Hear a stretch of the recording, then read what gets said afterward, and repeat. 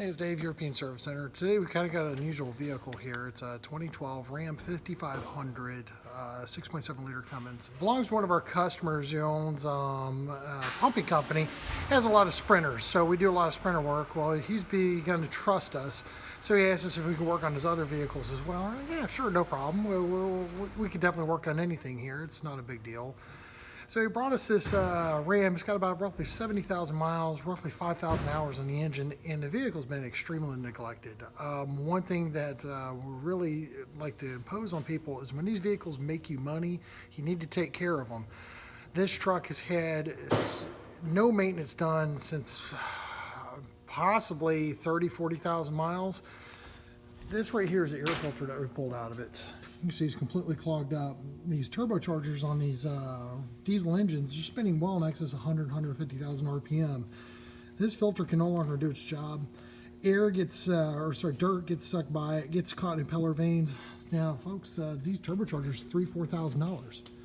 Another thing is we went ahead and sold him the complete service, as we know nothing has been done on this.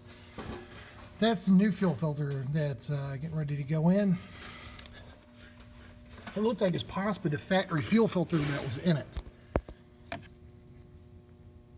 Look inside that filter basin, it's just full of dirt. I guess this thing spends a lot of time out in the field. It's literally just full of crap.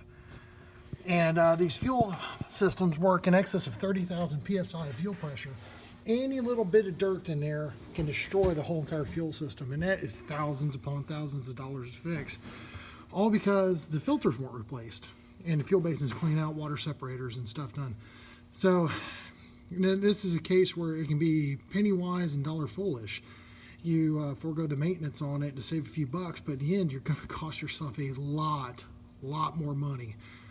New fuel system on this truck is probably $8,000 to $12,000, all because the filters weren't changed. So we're going to clean this out, and so far the engine runs good. We're going to hope for the best, but we're going to ramp up the other maintenance on it. But just remember, maintenance is key here. You take care of this, it should take care of you. You can't totally take care of every failure that you're going to get, but it definitely minimizes the chances of something going wrong in the future.